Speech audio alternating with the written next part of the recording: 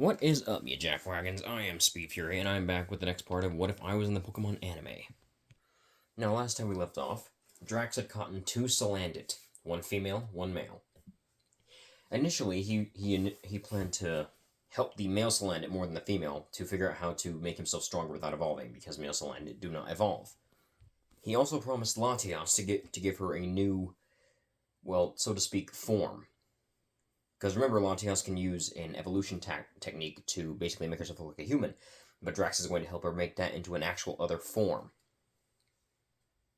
Said form will be better for combat than her current form. Anyway, let's continue. Drax, Ash, and the rest of the crew decided to go to the Bug-type gym, which they had to actually go back through the school to get to. As they came out and onto the route that leads to the Bug-type gym, Drax came across a Lucario. I mean, not a Lucario, a Riolu. Said Riolu could sense the aura in both Drax and Ash. Ash had more prominent aura, but Riolu was more interested in Drax. Now, why am I giving Drax a Riolu and not Ash? Well, there's a reasoning behind this.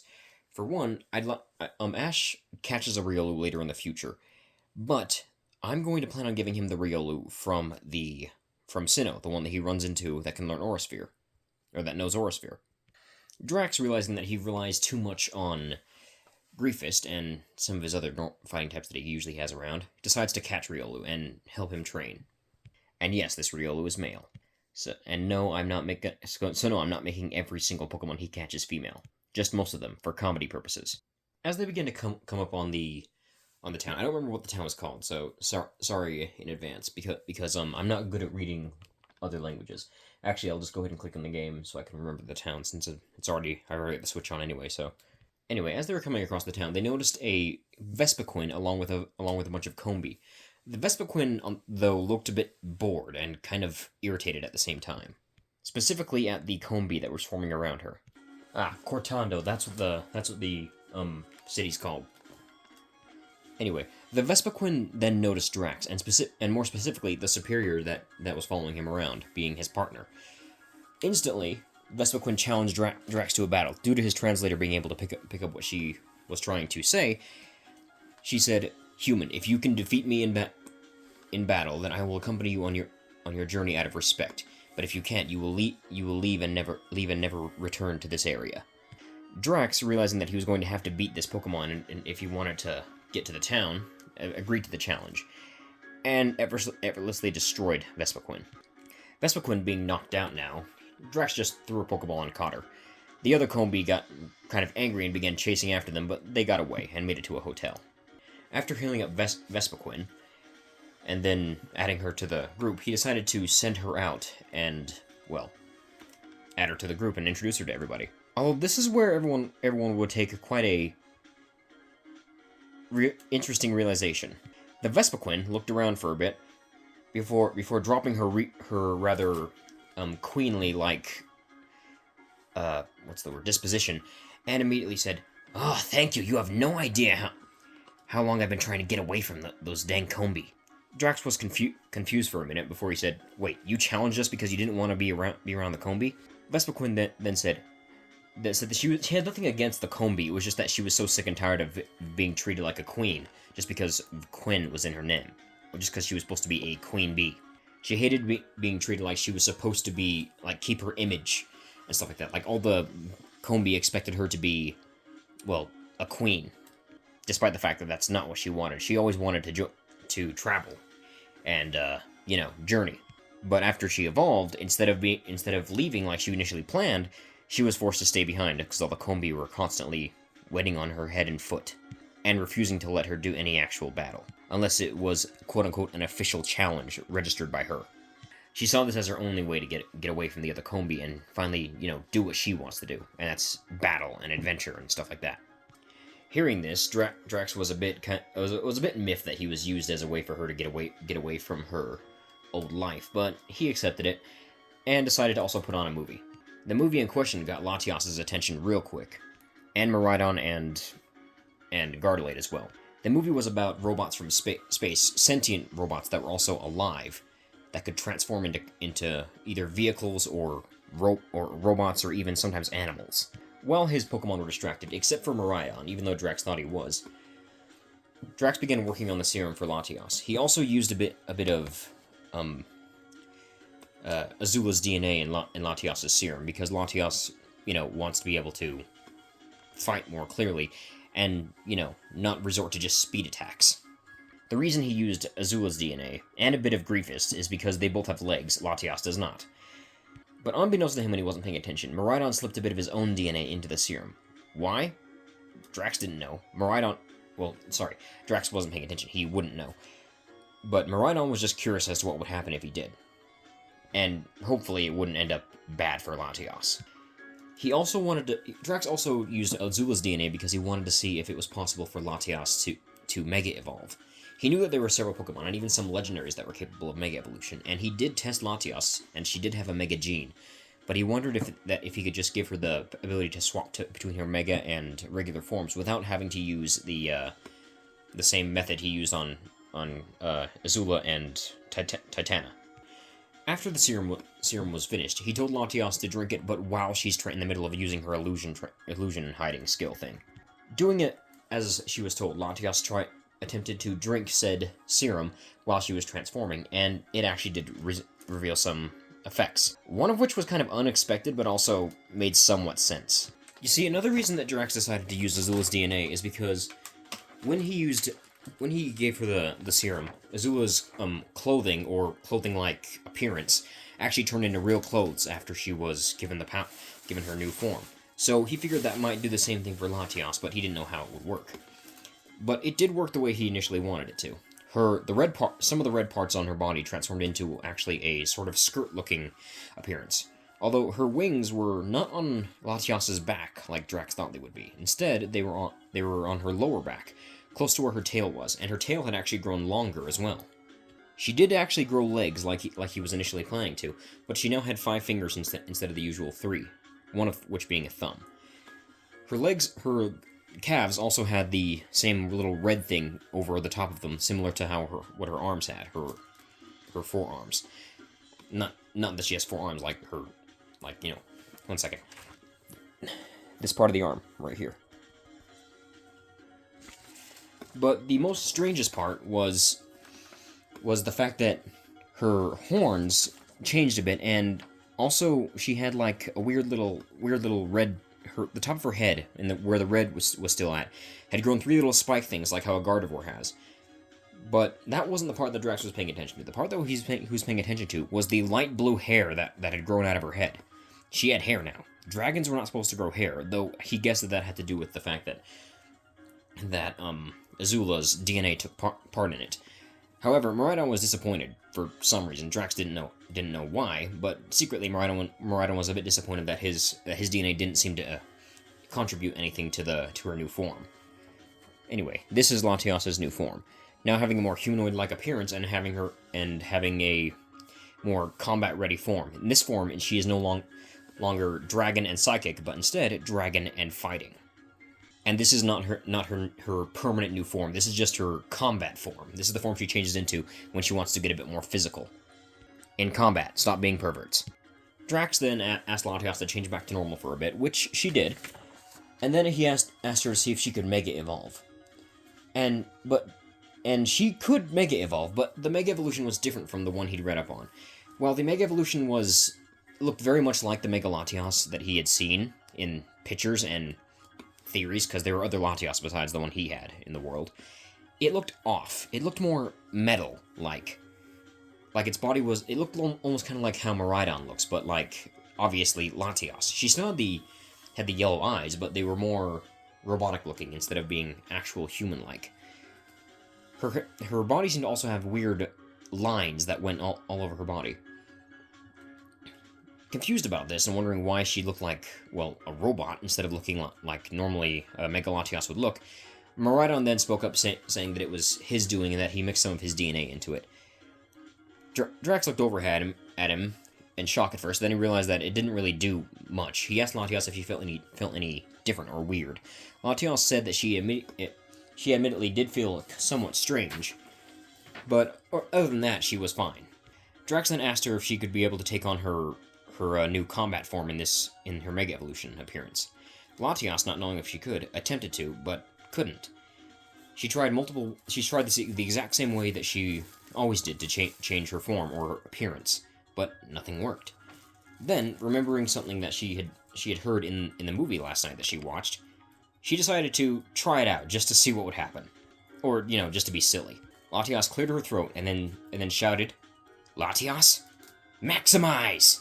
Ash, Serena, and Drax all face-faulted after hearing this, but immediately were back at attention when they heard the familiar noise of Latias's face vertically split down the middle, and then as her head then and neck moved down to the side of her body. The head, the two halves of the head switching to what looked like, well, to be facing downwards, but like still sideways at the same time, because down the middle. Her wings, or her wing arm things, sort of like connected to her body and then moved up to her upper back. Her back area unfolded itself and into what looked like two long legs, with the weird little legs that Mega Latias has being on the back of the calves of the legs.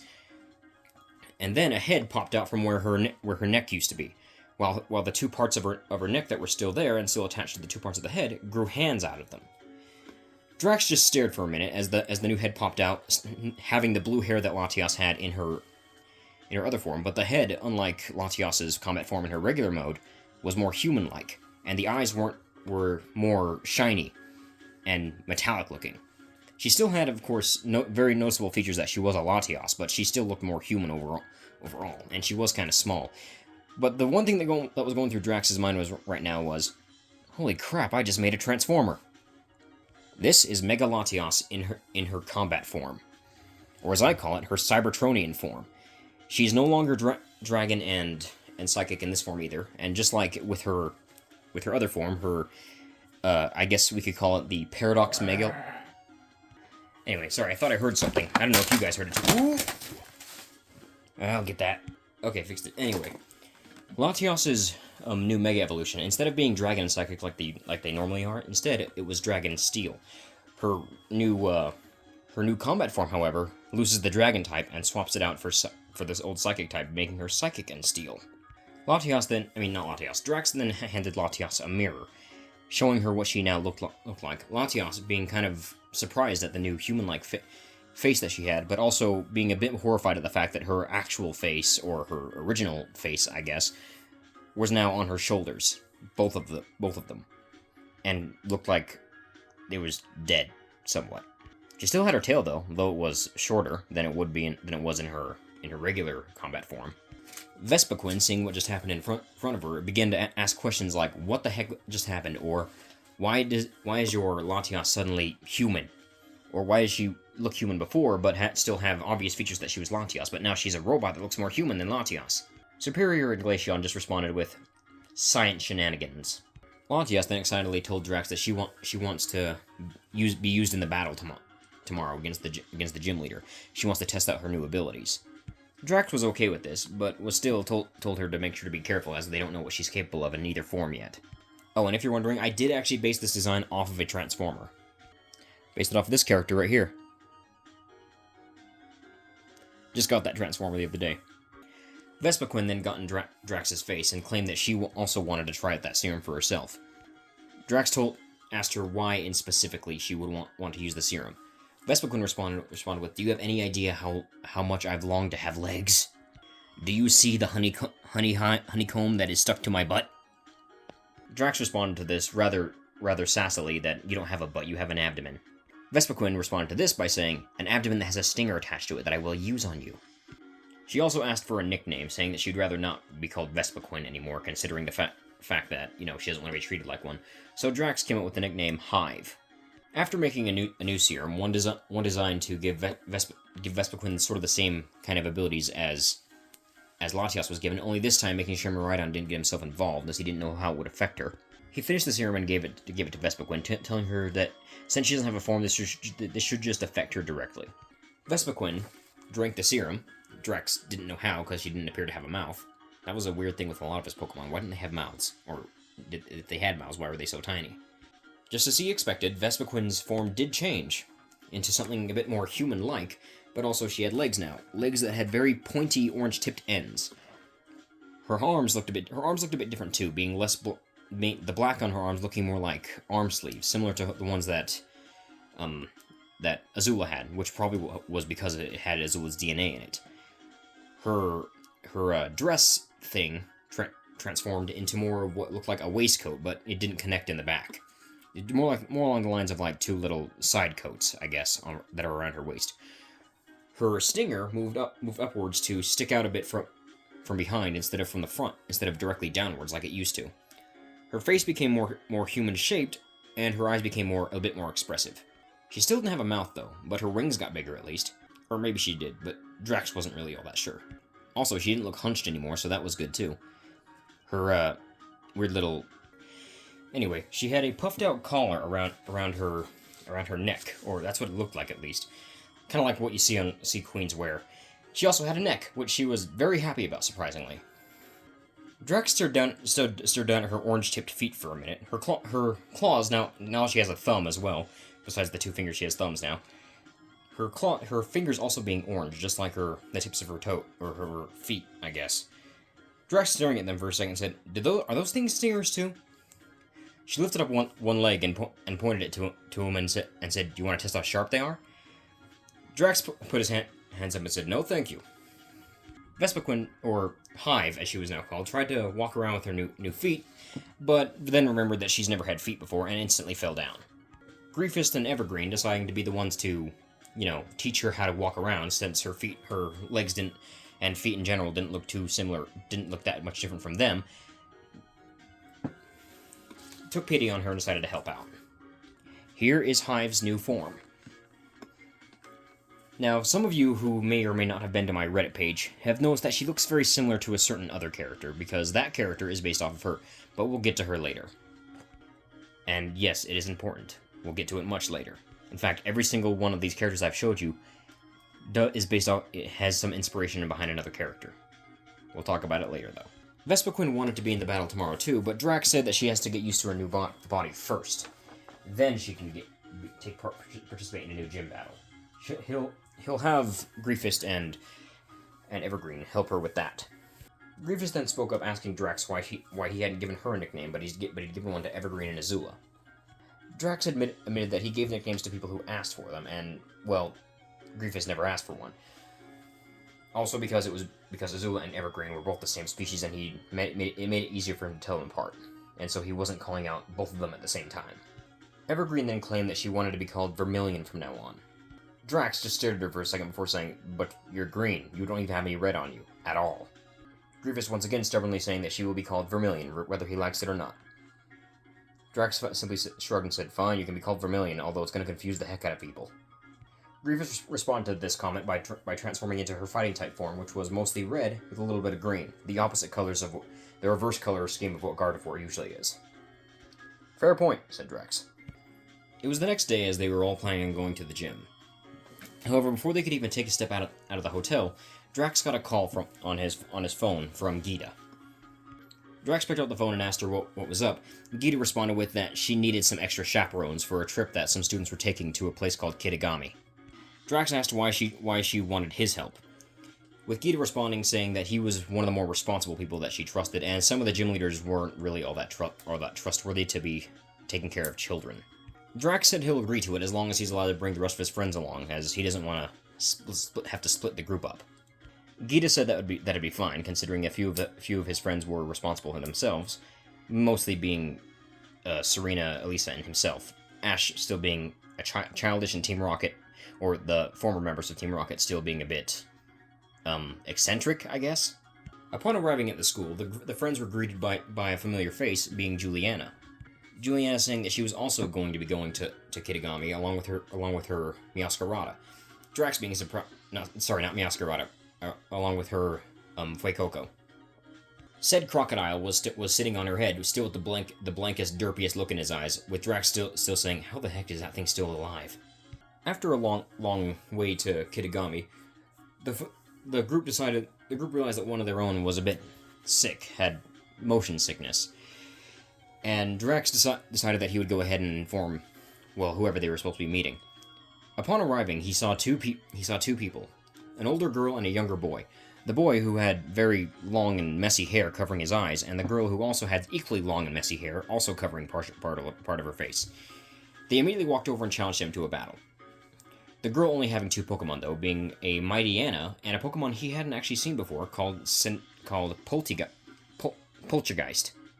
Drax, realizing he didn't really have a choice in the matter, decided to send out the first Pokemon to battle her Poochyena. That Pokemon being Griefist, who had immediately swapped into her Fairy-type form, making her twice as strong against the Poochyena. With a single kick, Poochyena was knocked out. The girl then sent out her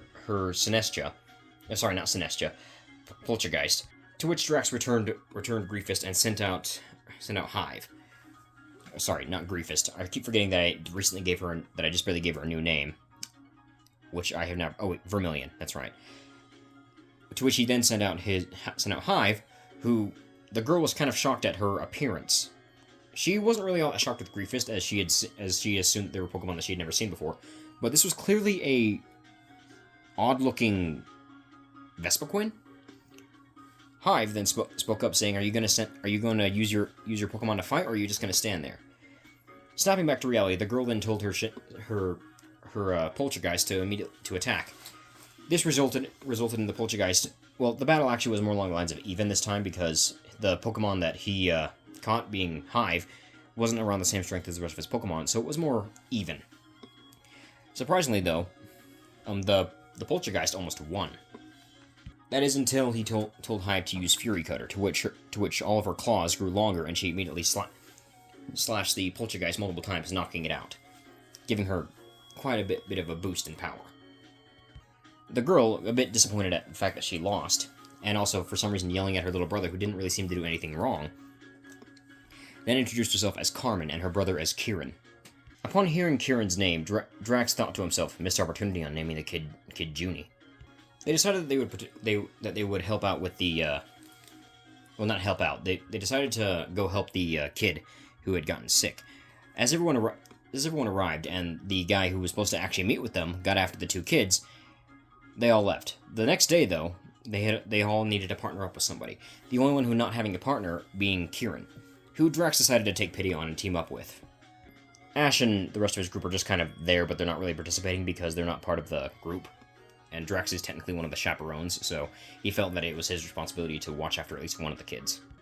They were meant to go tour the sort of posts about, or like the story or memoirs of these beings called the Loyal Three, who banished this ogre creature out of Kitagami or whatever, or stopped it or something like that. But Drax wasn't really paying too much attention to that until Keiran spoke up about how he didn't believe that the ogre was all that bad. Of course, he didn't say this to anybody else but him, but Drax said asked why he felt that way, and Keiran just had this gut feeling that it didn't make sense to him. That why would a ogre want to? Well, he didn't actually have a reason. He just thought it didn't make sense. He just felt it in his gut. Drax was rather curious about this as well, and wondered if Keiran may be onto something. However, before they could go and visit the final sign, apparently the Kitagami festival was coming up, and Keiran wanted to get Drax a mask. Of course, Drax said he didn't need a mask, as he was just visiting for the day, and it's not like he was going to really take much joy out of the festival anyway, since it wasn't really something that he was, used to doing. But Keiran insisted on him joining them anyway, so Drax obliged. After going around the festival for a bit with Keiran, and Carmen challenging him to this game called Ogre Ousting, which Drax somehow managed to beat her score on despite never playing the game, Drax noticed a strange, small green figure, or what looked like a child, maybe. Although, upon looking at the legs, he realized that might be a Pokemon, but it was very quiet and alone. Wondering what it was, Drax walked over to it, and decided to interact with it. However, the child, or Pokemon, or whatever it was, decided to go somewhere else, especially after it saw Carmen coming.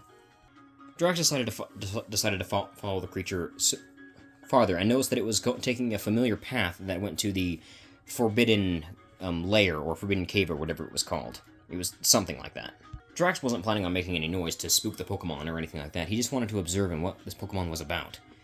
But when Carmen spoke up telling the kid that he shouldn't go too far away, Drax just looked at her with an irritated expression, before hearing clattering noise as he saw the mask that the child was wearing fall down in front of him. He caught the mask before it hit the floor at the bottom of the steps, and began to walk up the stairs to go give the mask back. However, he noticed that when he looked at the creature's face, it was indeed a Pokemon, but it looked similar to what the murals, or whatever they're called, were depicting of the ogre, but it didn't look threatening, not in the slightest. In fact, it looked more adorable than threatening.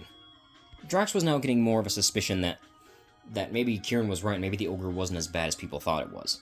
However, when the ogre started running, Drax attempted to give chase, but the ogre was too fast. When Carmen asked what that was about, Drax simply said, "I think that might have been the ogre from the stories." Upon hearing this, Carmen said, "Really? You think so?" That was when Keiran showed up and attempted to ask what was going on, but before Drax could say anything, Carmen started speaking up, but discreetly, Drax gave a signal to Keiran with his hand, saying that they'll talk later. He didn't know why Carmen would try to hide this from her brother, as her brother liked the ogre, and the ogre didn't seem like a bad Pokemon, not in the slightest. After Keiran left, Carmen told Drax to keep it a secret and to not tell Kiki about it, because he was, well, really a big fan of the ogre. Drax questioned why she wouldn't tell him, as the ogre didn't seem like a bad Pokemon. And Carmen simply said, "It could have been tricking you for all we know. We don't know if we could trust it." Drax, not liking the obvious stereotypes thrown against the ogre for something it may or may not have done, kind of bothered him a bit. So upon quote-unquote leaving the festival, he signaled for Keiran to follow him. When Keiran caught up with Drax, he asked what was going on, and Drax said that he believes he may have seen the ogre. Keiran was surprised at this and wanted to go see it for himself, but Drax told him not yet, as he felt that it would be a bad idea to bring the ogre to the village, or let alone approach it at this point, as it was rather timid. He then showed Keiran the mask of the ogre, and that it had dropped. Keiran noticing how detailed it was, and that it must have been its original mask. Keiran asked Drax what he plans on doing, and Drax said he doesn't know, but he'll figure it out. Drax told Keiran, "But for now, we need to keep this between us." Keiran replied with a thumbs up, saying that he would take the secret to his grave. The next day, after going to visit the final sign, Drax told Keiran that he wants him to come with him to the Forbidden Den, or still whatever it was called. Drax still didn't pay attention to what it was called, as he wanted to give the mask back to Ogerpon, which now he learned what its name was. However, Keiran then spoke up, saying that his grandpa actually knew the true story, and then relayed the story to Drax. Drax, a bit more irritated that the entire city hated Ogerpon for something that wasn't even true, even angered him a bit more, and decided that it was time to go and visit Ogerpon. As they arrived outside the den, Ogerpon was there and was peeking out from one of the walls of the cave, looking at them with somewhat worry. Drax removed his hood, which he had already had the hood removed at the festival in order to not freak some people out, because some people are like that for some reason, and approached slowly. He carefully held the mask out to Ogerpon to take. Ogerpon slowly moving forward to take the mask before gently taking it from his hands and placing it back on its face. Drax apologized for spooking Ogerpon at the festival, and Keiran, a bit more soft-spokenly than he would be in the original show, also said that he was sorry for his sister's actions, and that it was nice to meet Ogerpon. Ogerpon immediately took a liking to both Drax and Keiran, as they were the only people that had ever been nice to it. Drax then pressed a button on his suit, turning on his translator, and said and told Ogerpon that he'd now be able to understand what it's saying. Ogerpon's first thing after hearing this was that, "I'm a girl." Drax just stared for a second before saying, "Yeah, I kind of figured. That face is way too cute to be a guy." Ogerpon pouted at this, and before exclaiming that she was not cute, and that she's the one that took down those loyal three after they hurt her original trainer. She said "loyal" with very noticeable quotation marks in her voice. Drax told Ogerpon that they had heard the actual story and what really happened, and that they were sorry about her masks getting taken away, as well as the way the village was treating her. Drax then thought of something. Maybe he could find a way to get those masks and get them back to Ogerpon. Keiran, on the other hand, said that was a bad idea, as the masks were currently being guarded down in the museum, or whatever it's called. Drax simply said all it takes is a bit of expert craftsmanship, and they can easily just swap them out with fakes. It's not like the villagers would ever know. Most of them don't seem all that self-aware anyway. After putting his plan together, Drax immediately started crafting fakes of the masks that were currently at the museum or whatever it was called, or the display, or the memorial, or whatever, and expertly swapped them out using the abilities of one of his Pokemon to help out. Said Pokemon being Azula, who had recently been given the type changing ability, who turned into her ghost type form, which Drax was still unsure about her using what apparently was supposed to be an undead bride as her ghost type form. Unlike with the other members of his team who had the ability to change type, Azula could choose what her forms could look like, and she for some reason chose what looked like an undead bride for her ghost type form. After acquiring the masks, he gave them all to Ogerpon, who was overjoyed that she finally got her masks back after so long. Keiran then turned towards Drax, thinking on something for a minute, before he realized something and nodded to himself. Keiran then turned to Ogerpon and asked Ogerpon if she would be better off not staying here. Ogerpon looked at him with a shocked expression before contemplating one, asking what Keiran meant. Keiran said that Drax isn't going to be here for forever, and he's going to be leaving back to his journey with the rest of his friends, and it would be great for her if she went with Drax. Drax looked at Keiran in a bit of shock, asking him why he wouldn't request for Ogerpon to join him. Keiran said that while it would be great for Ogerpon to join him, it wouldn't be a good idea, as he actually is from Kitagami, meaning that a lot of people would probably see Ogerpon quite often if he ever were to let her out of her Pokeball, and it would be a lot more safer if she went with him. Then she could run around and be free and not have to worry about people fearing her all the time, or hating her for that matter. Drax looked at Ogerpon before kneeling down to her level and saying it was up to her, as he is not going to take a Pokemon and catch it against its will. Ogerpon just stared at Drax for a minute with both intrigue, confusion, and somewhat hope, before finally agreeing that she wanted to go with Drax. Drax then said that he'd have to introduce her to the rest of his friends, as he's not traveling alone. Before catching Ogerpon, Keiran said that he will always be Ogerpon's friend no matter where she is. Before then promising to Drax that he will get stronger so that one day he will finally be able to beat him. Drax smirked at this and saying, I'm gonna hold you to that, kid. Just don't go crazy with it. I've met some guys who kind of lost it over trying to beat me. Keiran nodded with an eager smile before deciding to sort of mess with his hair a bit until it wasn't covering his eyes anymore and looked a bit more spiked up, similar to how Drax kept his hair. Drax raised an eyebrow in amusement at the fact that Keiran was trying to mimic him somewhat, before just simply smiling and letting it go. After Drax and the others left, Keiran went back to his house and decided that it was time for him to start training if he ever wanted to get on Drax's level.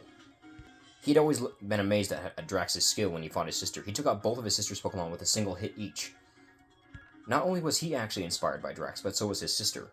Both of them finding out about this, they decided to both work hard to eventually face Drax in battle. After arriving back at Paldea, Drax and the others got off the plane and headed back to the hotel where they had been staying before. Drax then decided to introduce Ogerpon to everybody, including all of his Pokemon. Ogerpon was very excited to be in a new place, but also somewhat shy of everybody else. Drax then noticed how Ogerpon seemed to always keep her arms in the weird cloak thing she had, and then proceeded to ask Ogerpon if she actually had arms, or if those weird little flap things were her arms. Ogerpon then seemed to be rummaging around in her cloak for a minute before finally getting one of her arms free, showing a 3-fingered hand. Similar to Gardevoir's, only like 2 longer fingers and one shorter one to resemble a thumb. It was then that Ogerpon noticed that Drax has now had his hood back up, and was immediately fixated on his cloak. His cloak that, in her opinion, was a lot cooler than hers. Ogerpon didn't know how she didn't realize that he was wearing a cloak before, probably because his hood was off, but now that his hood was on, she could very much see the cloak and the interesting design on it. She liked the lightning bolt theme on it with the black and red, as well as the blue on the inside of the cape of the cloak. Ogerpon decided then and there that she wanted a cloak just like Drax's. Elisa, hearing this from Drax's translator, immediately perked up and said that she could easily make her one, as she's the one that made Drax his cloak, which Elisa got right to work on. Surprisingly, she was very quick and had the cloak done in almost, an hour, which was actually quite impressive considering how long it normally takes to make a piece of clothing. It looked like Drax's cloak, but more suited for Ogerpon, it being the similar shape to Ogerpon's, but looking more like a combination of both hers and Drax's. Ogerpon took off her old cloak, revealing what looked like leaves on her head that looked somewhat like hair, before putting the cloak that she was given on, revealing her to now look more like a tiny version of Drax with wooden legs and, well, obvious features that were not human. One of Drax's Pokeballs then popped open, revealing Red, the Hatterene, who immediately started getting mad at Drax, saying that he better not be replacing her with the new Pokemon. Drax responded to this with, "Trust me, I couldn't get rid of you if I tried." Red then noticed that Ogerpon was staring at her, before looking at Ogerpon and saying, "What?" Ogerpon then simply asked, "Why do you look so weird?" Rather bluntly, if I do say so myself. Red stated that she doesn't look weird and that she's better looking like this, as she's now able to fight better.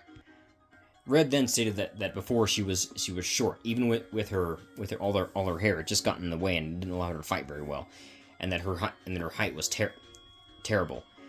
And then she pointed at Ogerpon and said, "Similar to you." Ogerpon, getting mad at this, attempted to rush forward, trying to get at Red, but Red simply put a hand out and blocking her from getting any closer. Superior made a joke saying how Drax now has 2 daughters, before Drax then looking at her saying, "I'm pretty sure that Ogerpon's older than me." Ogerpon, eventually realizing that she wasn't getting anywhere with her attempts at attacking, yelled at Red, saying that she should respect her elders, as while she does look like a child, she's still very much older than Red. Red began laughing before she was cut off as she was karate chopped in the back of the neck by Griefist, who knocked her out cold. However, upon knocking her out, her hat, which was hiding a lot of the stuff that she kept around, seemingly began to ruffle before a few little items fell out.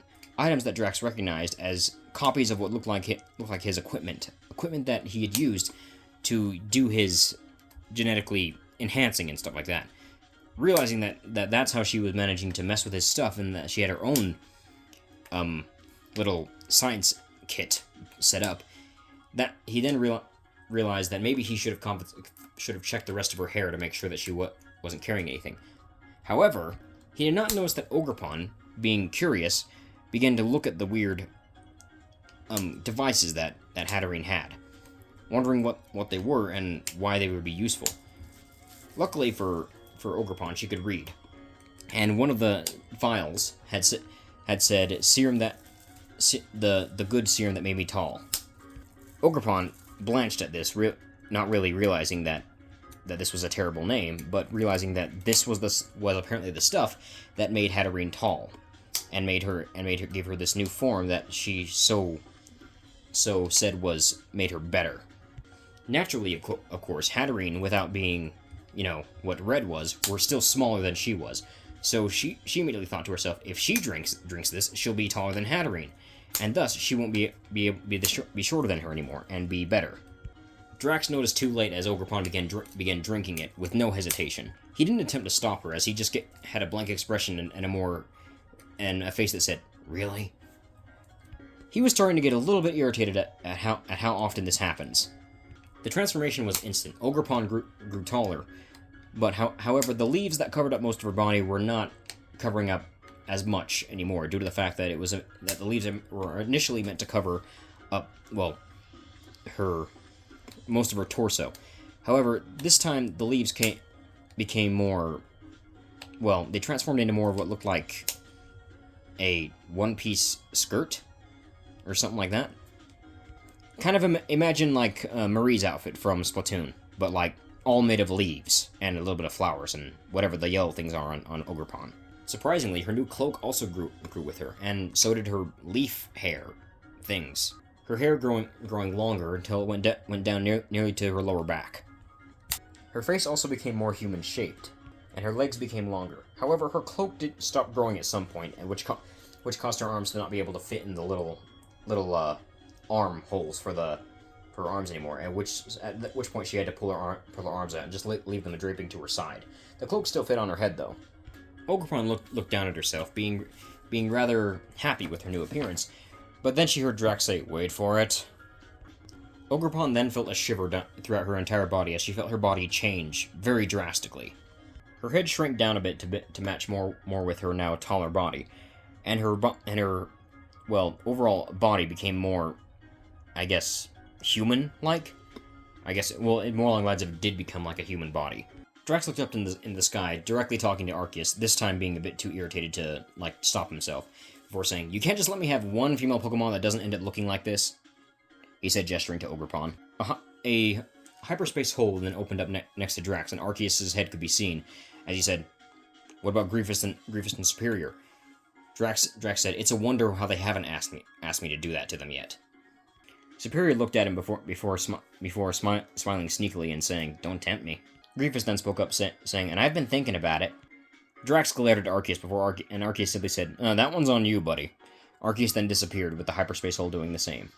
Ogerpon looked down at herself in her new appearance, blushing slightly at realizing at how she was now half human. Half human that also was with a rather attractive body. With then Azula and what was the other one's name? And Glaceon then coming over, wrapping their arms around her shoulders, claiming that she is a new member of the Thick Girls Club, which Drax simply glared at them and saying, "You guys are not helping with this." Ogerpon was now slightly taller than Drax, by about maybe 1 inch, making her 5'6". Yeah, I checked my height recently. I'm 5'5" now, so apparently I am still growing, just very slowly. It only took me over a little bit over a decade to grow 1 inch. How nice.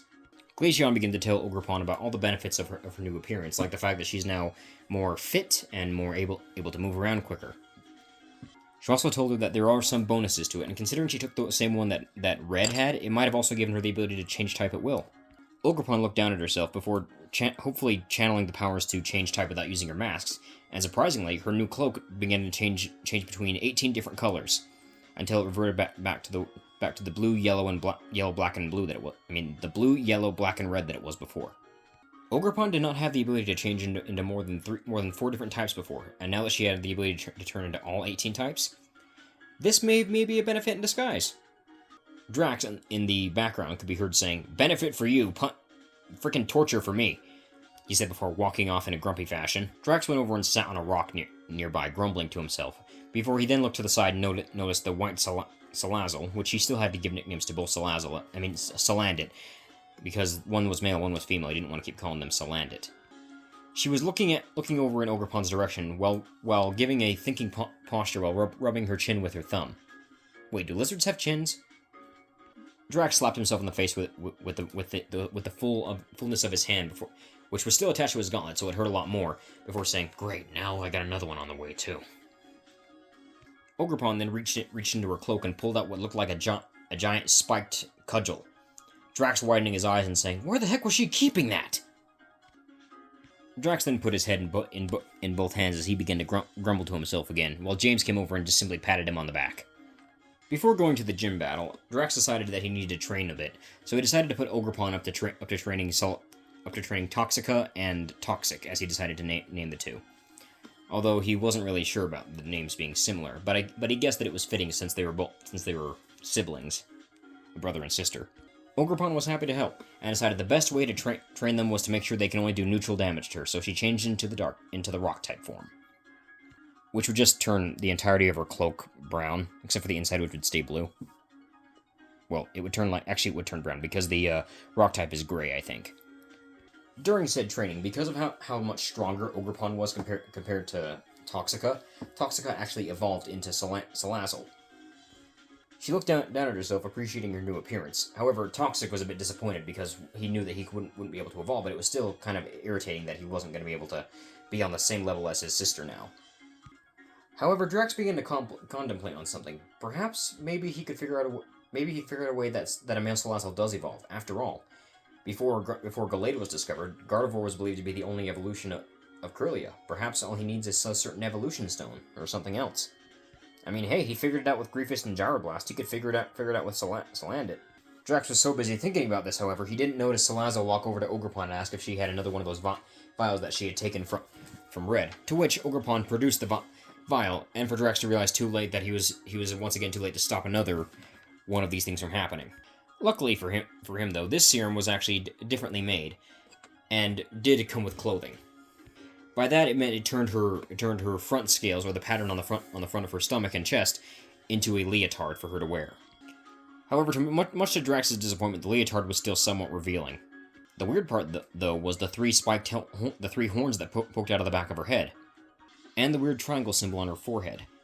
He then realized that what it was a copy of a similar serum that Latios took, which is why she had some of the same features that Latios had, and some of the same ones that Azula had as well. Drax then realized, wait, if it has the same properties that Azula's serum had, doesn't that mean there was a noise? As immediately everyone's head snapped towards Toxica, who had now grown a very long and curly mane of pink hair on the top of her head. Pink hair that looked strikingly similar to both Azula's and Latios's, just pink instead of blue. Drax just stared for a minute before saying, well, I found the secret to cure baldness. Drax then got up and began walking towards the nearest clothing store. Everyone asked him where he was going before Drax said, I'm getting her a different set of clothes. Much to his chagrin, Salazzle or Toxica asked why he was bothering getting her a new pair of clothes. Drax simply responded while yelling in irritation, "You look like a stripper!" Toxica and then looked down at herself, were looking back up at Drax in confusion and saying, "I don't see the problem." Drax looked over at Toxic, who was actually on his shoulder at the moment. Toxic simply said, "Yeah, they get like that after they evolve." "What, oblivious?" asked Drax. "Horny," said Toxic. "As long as she doesn't come after me, I'm cool," said Drax. "I already got 3 of my other Pokemon coming after me, besides Spectraline. Speaking of which, I haven't seen her in a while. Where'd she go?" He was then, within perfect timing, tackled by a multicolored flaming blur, which then began to kiss him rapidly. However, she stopped when a blue glow was seen directly above their heads. They all looked up to see a swirling blue vortex of some kind. It wasn't very big, but it was big enough for a human body to fit through. A large figure landed out of the portal, on both feet, landing in a perfect 3-point landing. At first, the group thought it was a Pokemon, but upon closer inspection, it wasn't a Pokemon, although he wasn't exactly human either.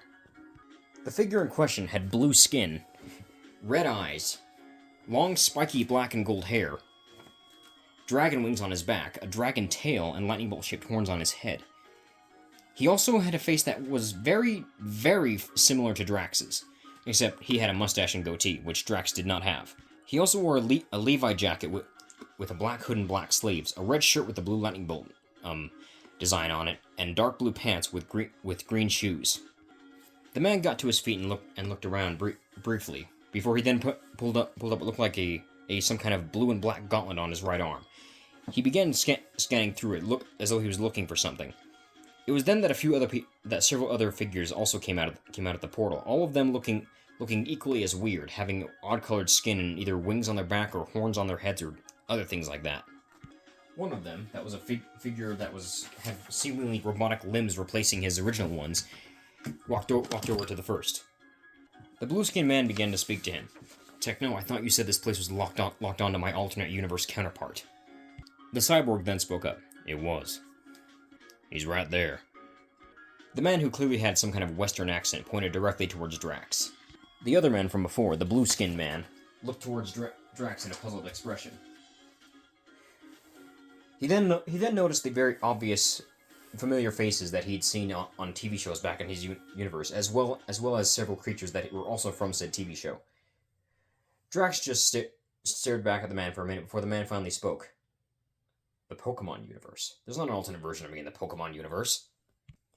"The guy on the cloak on the ground with the obvious doppelganger that is Rainbow Shock's counterpart would say otherwise," said a figure who Drax almost mistook for being Glaceon, but realized she had a more human-like appearance than Glaceon did. She also had fox ears and a foxtail and blue skin, with little weird whisker markings on her cheeks.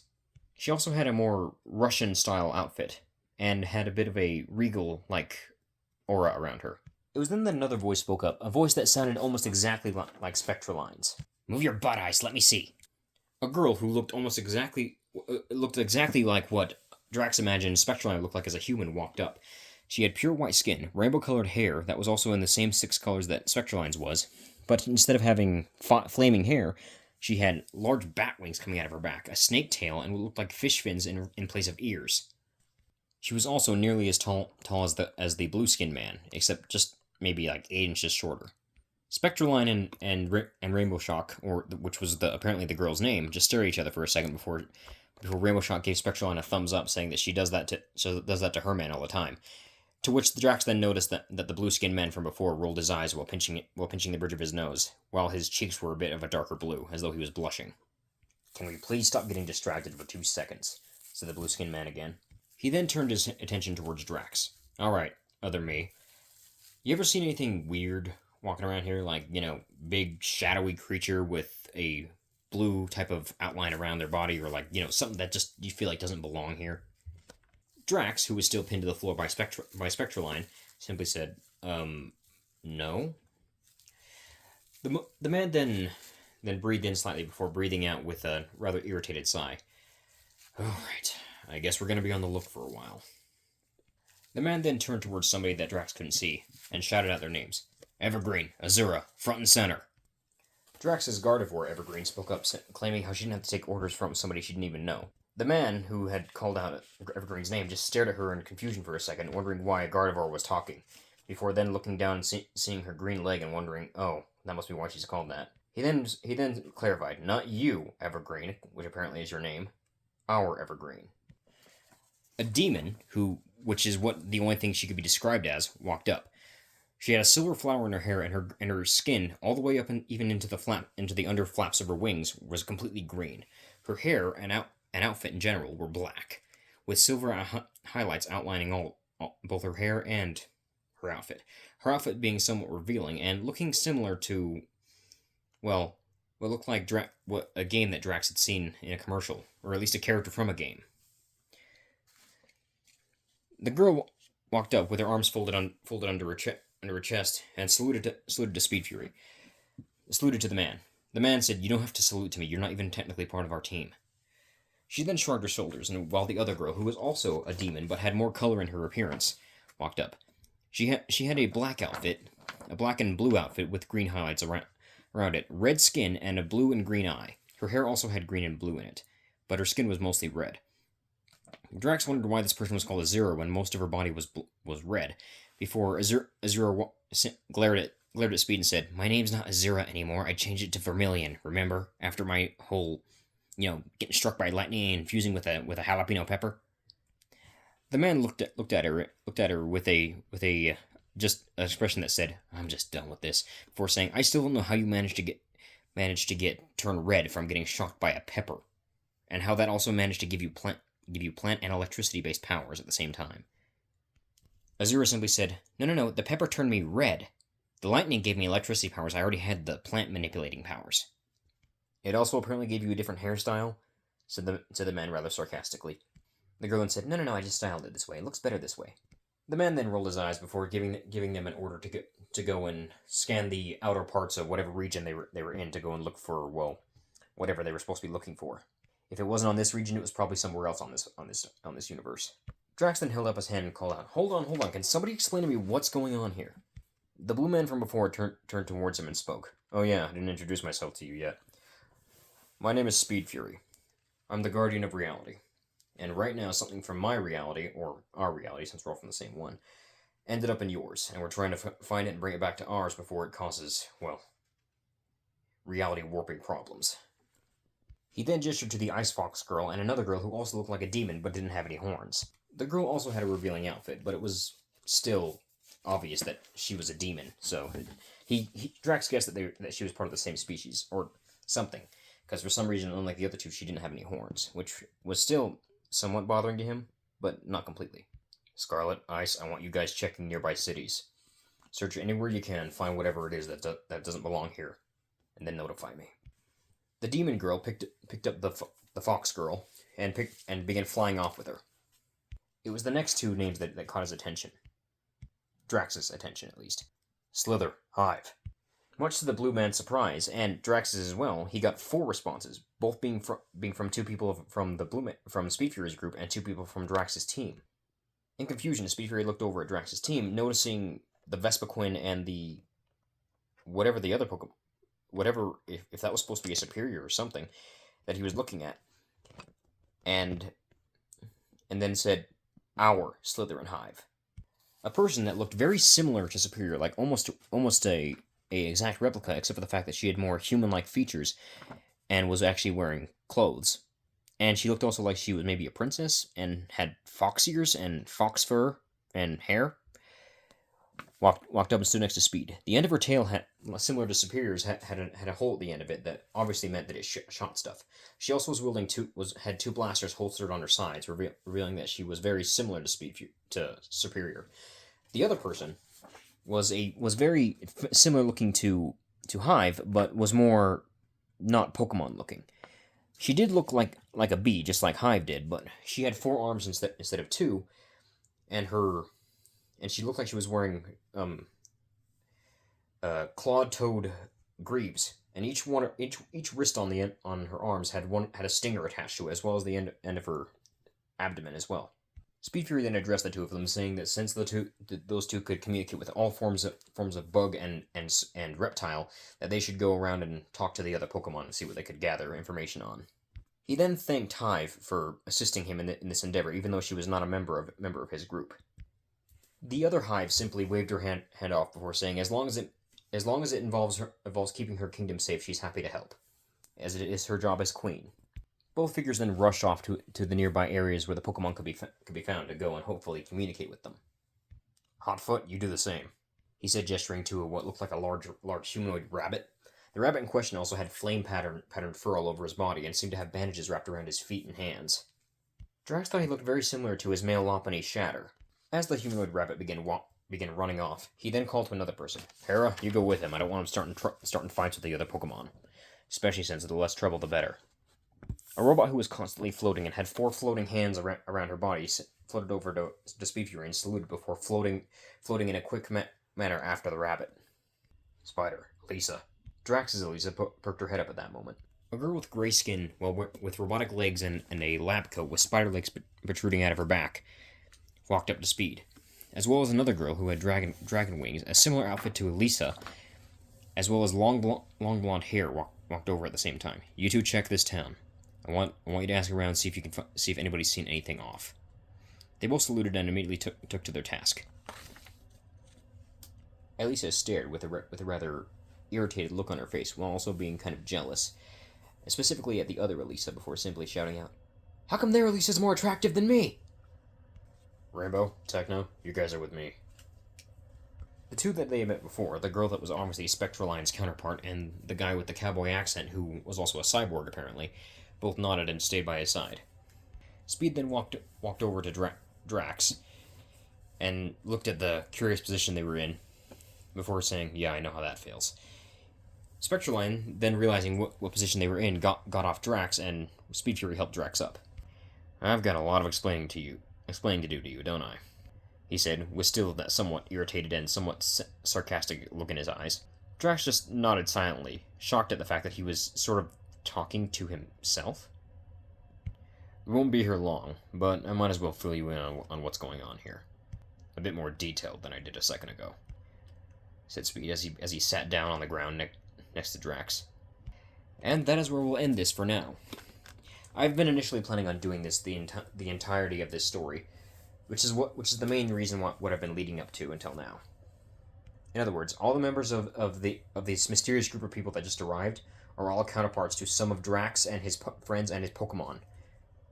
So yeah, I hope you guys are excited, because I am for the next part. But I gotta go take a fat poo, and I'm getting tired. So goodbye.